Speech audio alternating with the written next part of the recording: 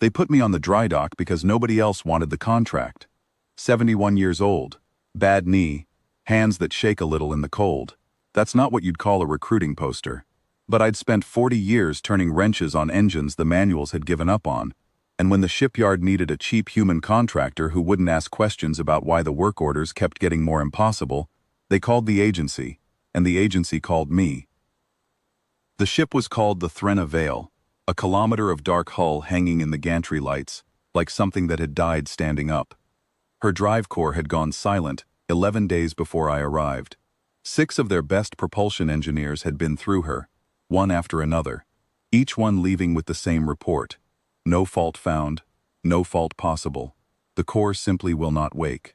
The fleet needed her back in 3 days for a border exercise nobody would admit was actually a border crisis. I was brought on because somebody in procurement remembered that human contractors worked cheap and didn't file complaints when you made them sleep in a storage bay.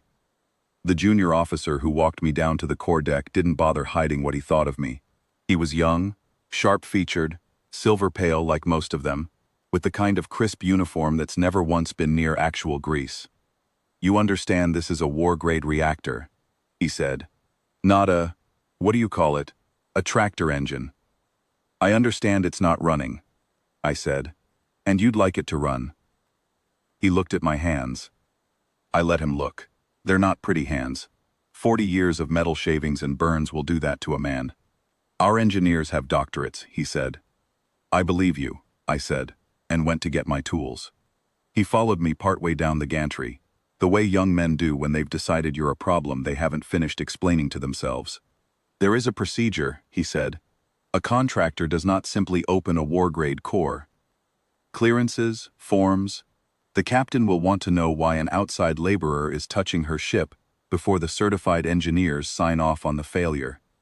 "Your certified engineers have had 11 days, I said. "I've got 3. You want to talk forms, or you want your ship back?" He didn't have an answer for that, so he settled for muttering to another officer about the strange specimens procurement sent when the budget was tight. I'd heard worse from foremen back home who didn't think a man my age belonged on a factory floor either. The work doesn't care what anybody thinks of you. The work only cares whether you're listening to it. I want to be clear that I didn't fix that engine because I'm smart. I fixed it because I've spent my whole life listening to machines complain, and most complaints, underneath all the noise, are simple. The Threna Vale's drive core wasn't broken in any grand way. Somewhere in 11 kilometers of conduit, a coolant relay the size of my thumb had drifted 2 degrees out of phase with its twin, and every diagnostic system on the ship was built to catch catastrophic failure. Not a 2-degree drift in a part nobody thought to question, because the part itself was, on paper, fine. Their doctorates had looked at the whole reactor and seen nothing wrong. I looked at the relay because it was old and a little warm to the touch, and something about the hum coming off it didn't sit right in my chest, the way an engine note doesn't sit right when you've heard 10,000 of them. It took me 4 hours with a multimeter, a spool of wire I'd had to improvise because their parts bins didn't stock anything that simple, and a folding chair I'd dragged down from the mess hall because my knee wasn't going to let me crouch in that access tunnel for 4 hours straight. The tunnel itself was barely wide enough for my shoulders, lit by a single work light clipped to my collar, and every so often a deck crewman would pass the open hatch and slow to stare, the way people stare at a thing they expect to fail, and are mildly disappointed when it doesn't.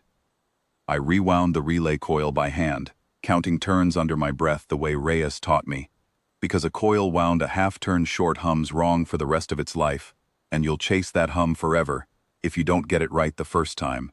When I closed the access panel and walked up to tell them to try the core again, nobody believed me until the lights came on.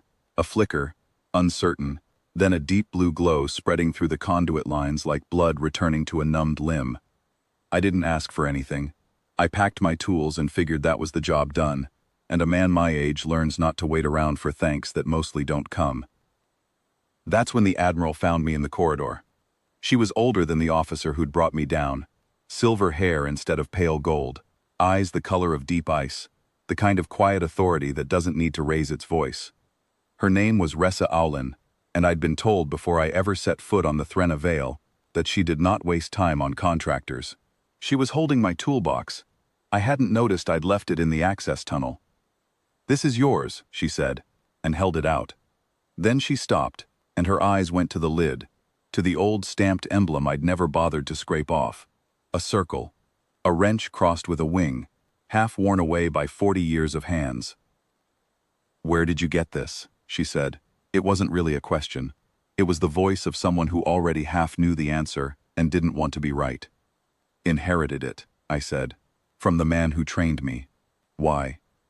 "Because I served under a human with that mark on his kit," she said slowly, "during the Cordage Accord. Before your people and mine had even agreed to share a star chart, he kept 3 joint fleet ships running through the worst winter of that war. With spare parts and stubbornness, we called him the Quiet Hand. He disappeared after the ceasefire. Most of us assumed he died in the retreat at Calder's Rim." I didn't say anything for a moment, because there isn't an easy way to tell someone that the man they're describing taught me everything I know, and that I was the boy he sent home with his tools when the fighting got too close to where boys should be standing, and that I never told anyone what the wrench and wing actually meant, because nobody had ever asked, and because a man can carry a thing quietly for 50 years if nobody hands it back to him. "His name was Daniel Reyes," I said. "I was 17. He didn't disappear. He sent me home with that box and told me to learn it cold, because someday somebody'd need it and he wouldn't be there. He died at Calder's Rim covering the evacuation. I've carried his kit every job since." The Admiral was quiet a long time.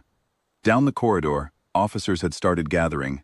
The same young one who'd talked to me about doctorates, a couple of deck crew, the kind of small crowd that forms when something is happening and nobody quite knows what yet.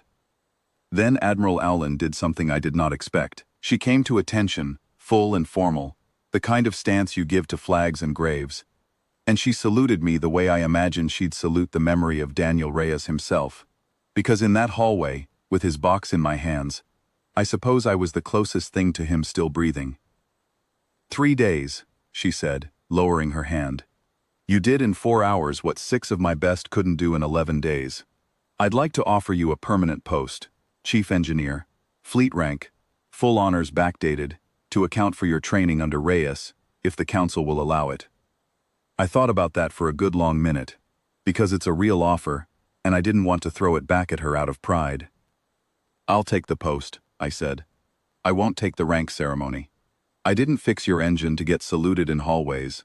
I fixed it because it was broken, and I know how to listen to broken things.